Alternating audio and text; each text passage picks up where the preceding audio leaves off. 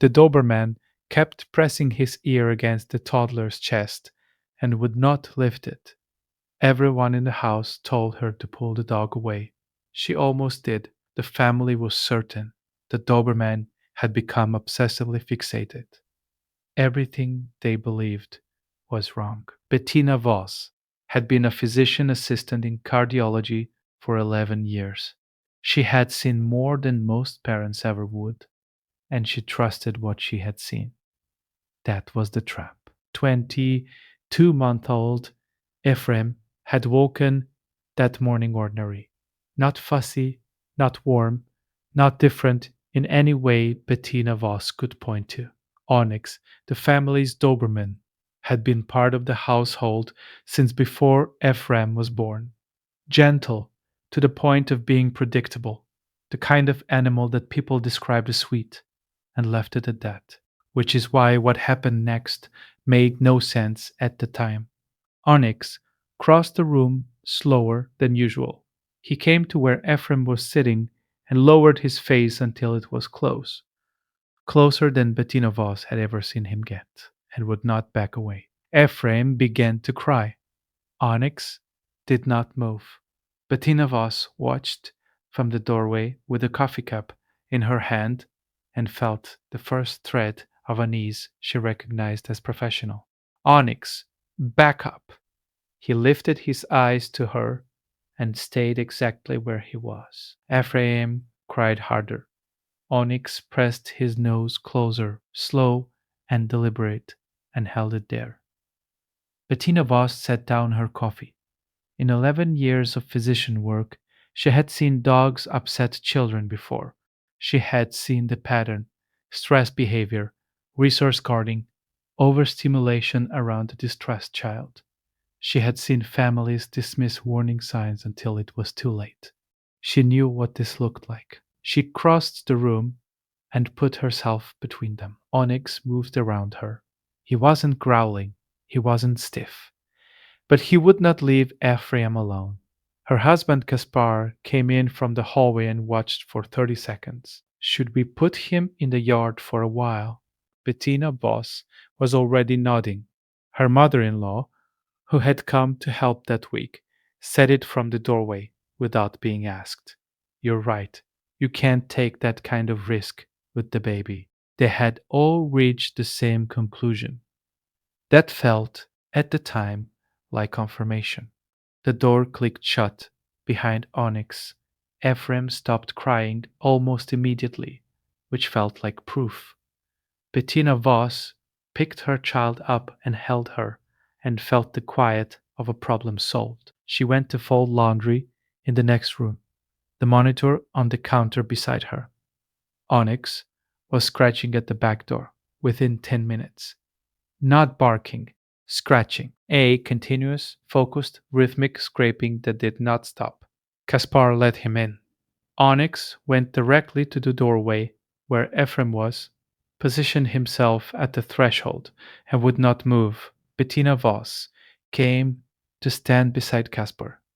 She looked at Onyx standing at the edge of the room. She looked at how still he was, how focused. In 11 years, she had learned one thing above all else about children in trouble. The silence that follows distress is not always peace. She went to Ephraim. The color was wrong. Not dramatically, not the gray she knew to fear, but off. She touched the small hand. She touched the small forehead. She was already reaching for her phone before she finished forming the thought. The number she got back was not what she had prepared herself for. Resting heart rate 210. Viral myocarditis, ejection fraction dropping. If you stay for stories about what animals sense before we do, you're in the right place. Subscribe so you don't miss the next one. Dr. Solene Marchetti, pediatric cardiologist at Ironwood Children's Hospital, was the one who explained it. Another 30 minutes without treatment, and his heart gives out, she said. You brought this child in exactly when you did. Whatever made you check. Trust that next time. Bettina Voss did not answer for a long time. She was looking through the 4 days behind her at every moment that had made no sense. Onyx refusing to move. Onyx pressing his face close. Onyx pushing his body between her and the child. The scratching at the door. Every single behavior she had read as a threat had been a report she couldn't hear. The face pressed close. Not aggression, chemical detection, the refusal to leave after every correction. Not defiance, an alarm system that couldn't turn itself off. The scratch at the back door. Not impatience, the sound of him trying to get back to his post. The vigil at the threshold, perfectly still. Not dominance, medical surveillance. He had been reading what she couldn't see since the moment Ephraim woke up.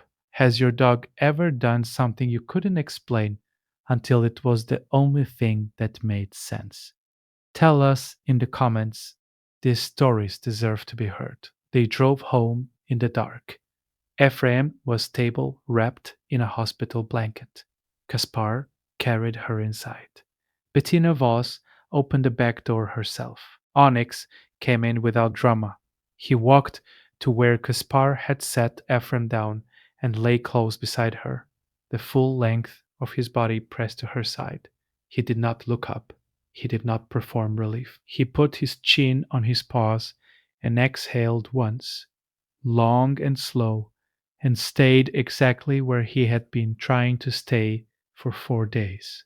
Every guardian deserves to be recognized, even the ones who never asked for anything in return. If stories like this matter to you, subscribe so you never miss the next one. Bettina Voss sat on the floor across from them. She did not reach for her phone. She did not move to the kitchen. She watched the rise and fall of her child's chest, and the Doberman's chin resting level on the floorboards, his eyes still open, still watching the way they had been watching all day. The next story involves a family who almost gave the dog back to the shelter. 3 weeks before the diagnosis, that changed everything.